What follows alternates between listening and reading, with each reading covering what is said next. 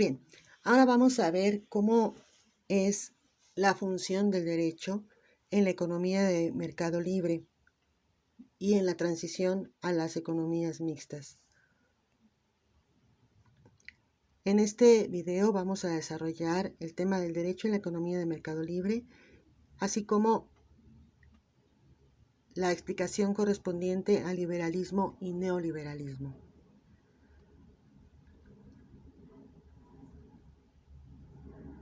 Para iniciar vamos a primero hay que tener en cuenta y recordar sobre todo que el derecho es una ciencia social y por lo tanto va a estar en función de la sociedad. Recordemos que por definición el derecho es el conjunto de normas jurídicas que regulan la conducta del individuo en sociedad. Entonces siempre tiene en cuenta todo lo que ocurre. El derecho tiene que tomar en cuenta todo lo que ocurre dentro de este aspecto social, dentro de la sociedad, los cambios económicos, culturales, políticos, y obviamente también va a tener que atender al momento y al tiempo histórico determinado. Entonces, de esta manera, el derecho va a responder a las necesidades que requiere la sociedad en ese momento. Así tenemos que el sistema de economía de mercado va a asignar al derecho y al Estado una función reguladora que va a permitir o que permita el libre ejercicio de las libertades económicas mercantiles de los ciudadanos. Esto va a hacer que esta actividad del Estado se vea subordinada, se repliegue, de manera que sus instrumentos de dirección y regulación se simplifican y por lo tanto, o en consecuencia, van a dejar espacio a la autonomía de la libertad, de la voluntad, al libre comercio, a las leyes del mercado, a la contratación de empresarios, trabajadores y consumidores. Entonces, esto va a generarse también en consecuencia de que van a existir grupos de presión, tanto nacionales como internacionales, que obviamente con finalidades de lucro, con finalidades de obtener ganancias superiores a las que ya deben de tener, pues van a tratar de imponer sus intereses privados con la finalidad de que el Estado no intervenga en la economía nacional. Entonces, a través de estos grupos van a generar inclusive alianzas entre ellos para ejercer aún más presión y obviamente de esta manera obtener beneficios de manera particular, de manera individual, en vez de enfocarse en los intereses generales de carácter social.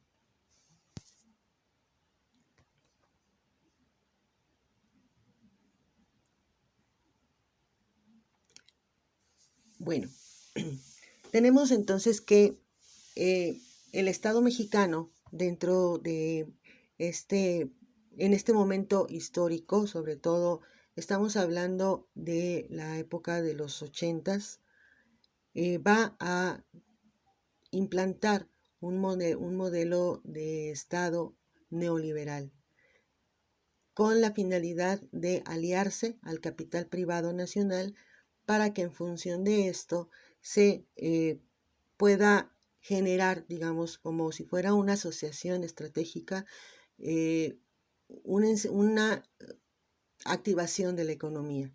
Y de esta manera es como se llega a implantar precisamente este modelo neoliberal.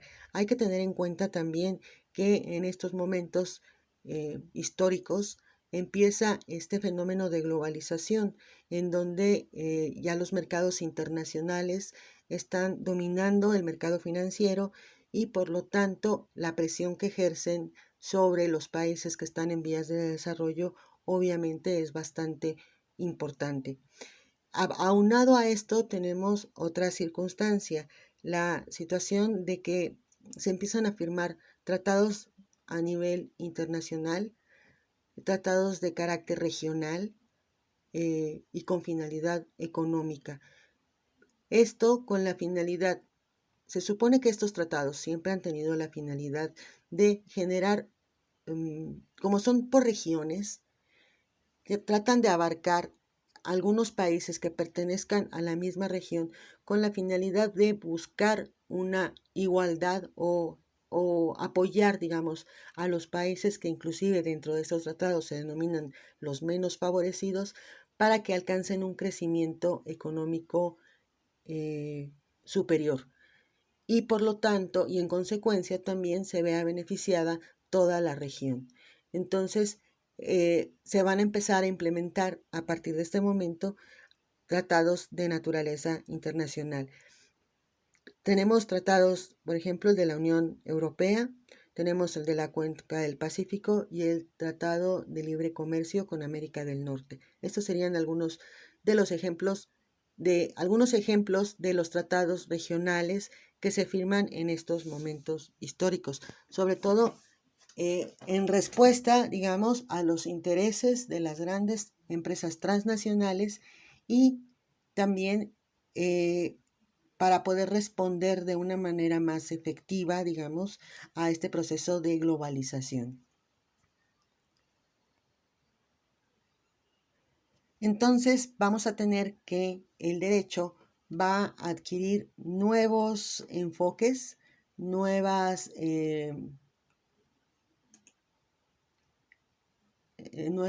finalidades, digamos, nuevas estrategias. Y esto pues tiene que ir en función, obviamente, de estas circunstancias históricas que está pasando en este momento la humanidad, ¿no? Entonces vamos a tener que las normas que se empiezan a generar a raíz de este momento van a tender a privilegiar los tratados internacionales, los tratados de carácter regional, que van a ser por otra parte relegados por el derecho internacional. Entonces se les va a dar prioridad. De hecho, en la actualidad, los tratados internacionales, si ustedes recuerdan, tienen jerárquicamente el mismo nivel que nuestra Constitución. ¿Ok? Bien. Por otra parte, tenemos que también a través del derecho se va a otorgar o se les va a brindar un trato nacional a ciudadanos extranjeros. Esto con la finalidad de pues generar condiciones que fomenten o que provoquen obviamente inversión extranjera en el país. Por otra parte, en cuanto a las mercancías y servicios nacionales, estas van a ceder en cuanto a su presencia en el mercado. Y por otra parte, van a ser reguladas por normatividades regionales o internacionales. Todo esto en respuesta y en atención, obviamente, a dar cumplimiento a lo que se haya pactado en los tratados internacionales. Por otra parte, vamos a tener que va a predominar, digamos, un fenómeno muy específico en materia de controversias de carácter mercantil.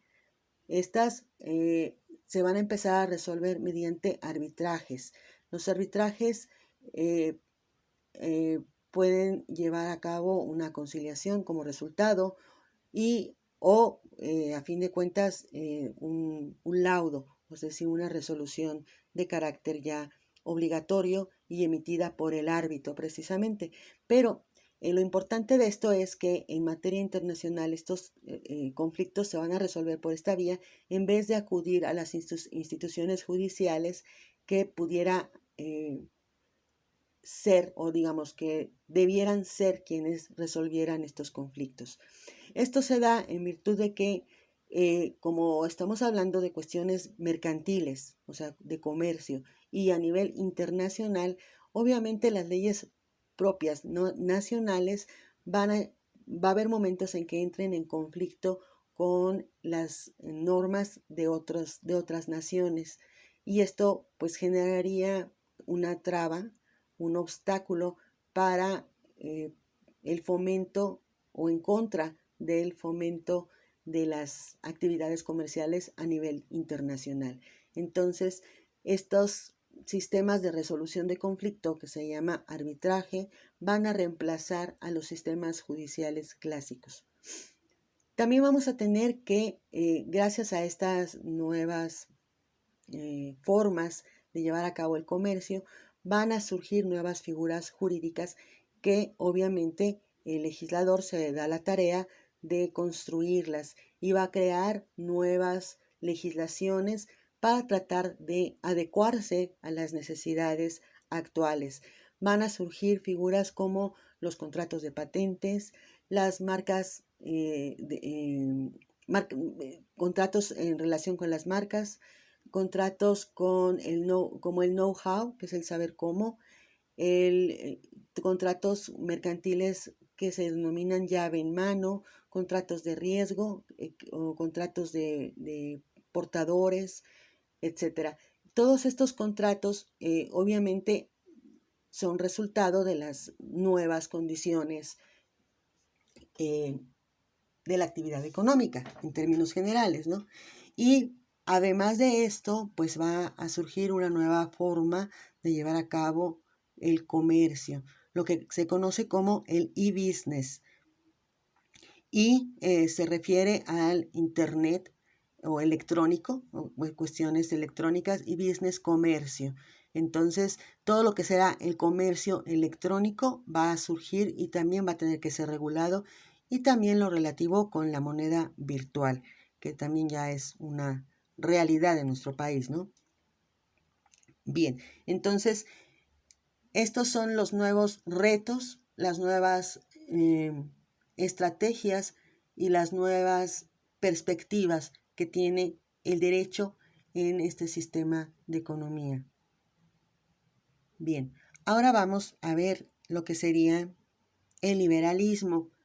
Como ustedes pueden recordar, el liberalismo es un movimiento económico que surge en el siglo XVIII y en este se promueve la economía de mercado, sobre todo en lo referente a la libertad del mercado. Por eso se llama liberalismo, porque propugna por la limitación de las actividades del Estado. Es más, propone que el Estado ideal es el que gobierne lo menos posible, reducir su actividad al mínimo indispensable. Esto con la finalidad de que no tenga alguna intervención en las actividades económicas, y porque según esta ideología, cuando el Estado interviene en las actividades económicas, pues echa a perder todo. Y no es rentable, obviamente, se llega a pérdidas, y entonces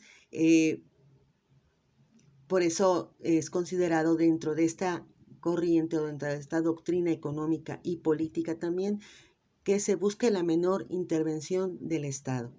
Por otra parte, hay que recordar también que el liberalismo como ideología va a estar inspirado en el individualismo y en las libertades individuales, como la igualdad, la seguridad, la equidad, la propiedad privada sobre todo, etc. Bien.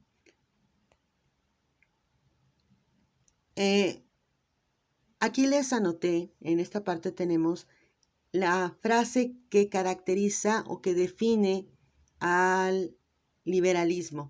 Esta frase fue expresada por el ministro de Finanzas de Luis XIV y dice: laissez-faire et laissez-passer, le monde va de lui-même, dejar hacer y dejar pasar.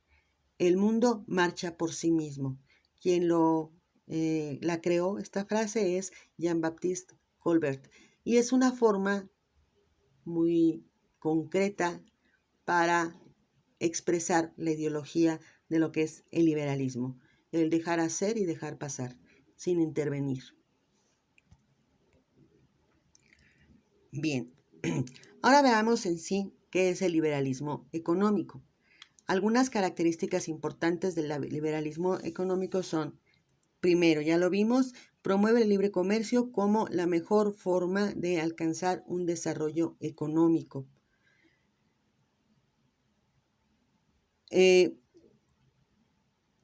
Por otra parte, tenemos que considerar que la mejor forma de alcanzar este desarrollo económico y la eficiencia en la asignación de los recursos es a través del mercado libre, sin la intervención del Estado. Como les comentaba, entre menos intervenga, mucho mejor, más a favor del liberalismo. Y por otra parte, todo esto se sostiene en que consideran que las fuerzas de la oferta y la demanda son la forma natural que nos van a llevar a un equilibrio. Las leyes del mercado siempre van a buscar un equilibrio de mercado y es en donde los precios van a reflejar la situación del mercado, sobre todo en lo relativo a la escasez relativa de los bienes y a la producción, asignando a cada parte, a cada sujeto económico, la cantidad de recursos de manera eficiente. Entonces, es como si fuera una mano mágica, como lo decía Adam Smith. Las leyes del mercado generan una especie de equilibrio. Cuando ven que uno de los elementos que forman parte de la actividad económica, ejemplo muy claro, la oferta o la demanda, cuando empieza a generar un desequilibrio, solito las leyes del mercado buscan cómo se vuelva a nivelar y a encontrar nuevamente el equilibrio de mercado.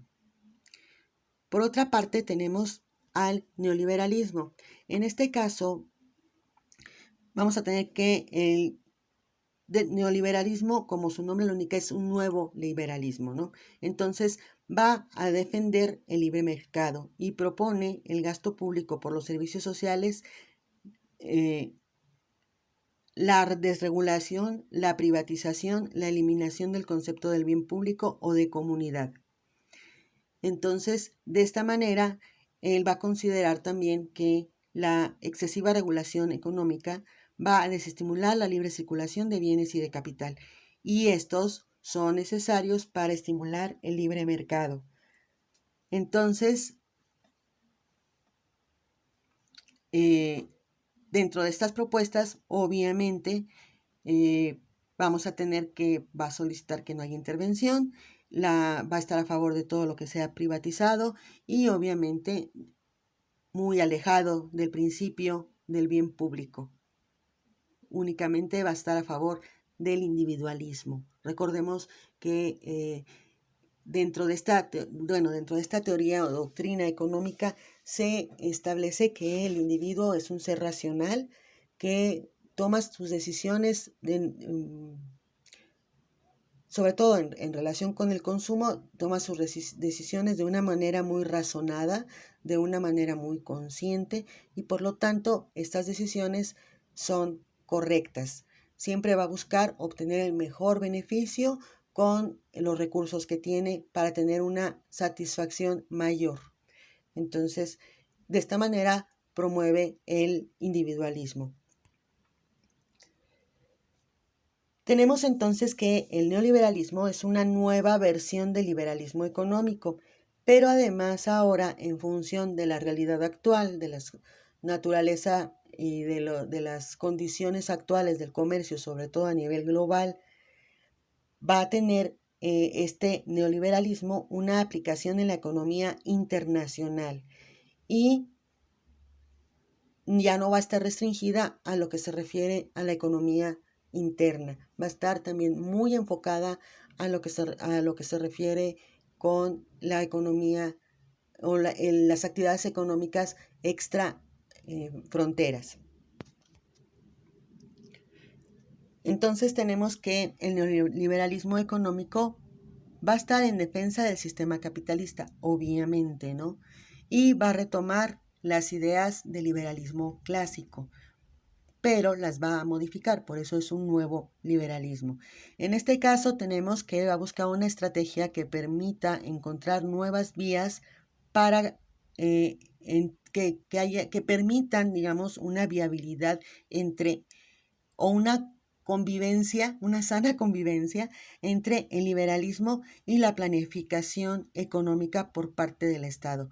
Obviamente, para que esto suceda, pues la planificación económica por parte del Estado deberá estar bastante restringida. Y por otra parte tenemos que tiene los mismos principios que el liberalismo clásico. Va a estar a favor del libre mercado, de la propiedad privada, del individualismo y de la intervención mínima del Estado. Tenemos entonces que el liberalismo promueve la libertad del individuo, la propiedad privada y establece también que la relación entre el individuo y la convivencia social se realiza por medio de normas jurídicas del Estado de Derecho. ¿Ok? Por otra parte, establece que el mercado es un elemento de lo social, por lo tanto, debe someterse también a este Estado de Derecho.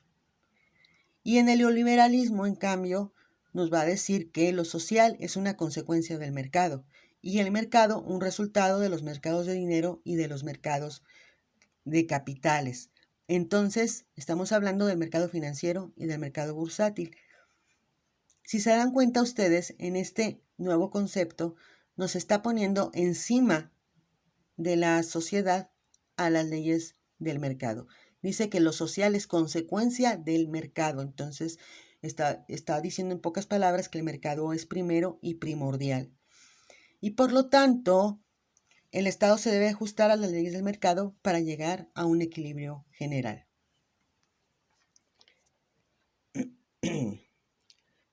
También nos dice que entre menos participe el Estado en la economía, mejor va a funcionar el mercado. Y por lo tanto se va a configurar de una mejor manera la sociedad bajo el libre dominio del mercado. Y en consecuencia se va a llegar a un equilibrio general en cuanto a la generación de bienes y servicios, en cuanto a los precios y en cuanto a la distribución del ingreso entre los agentes privados. Y esto obviamente va a permitir que la economía se lleve a cabo de la mejor manera. También nos dice el neoliberalismo o establece que el mercado es la fuente de todo lo social. Por lo tanto, el derecho debe de ajustarse a las leyes del mercado. Se trata de un Estado de derecho regido por las leyes de mercado. Como les comenté anteriormente, ya no está por encima la ley. Ahora es más importante, es primordial y es anterior el mercado al derecho.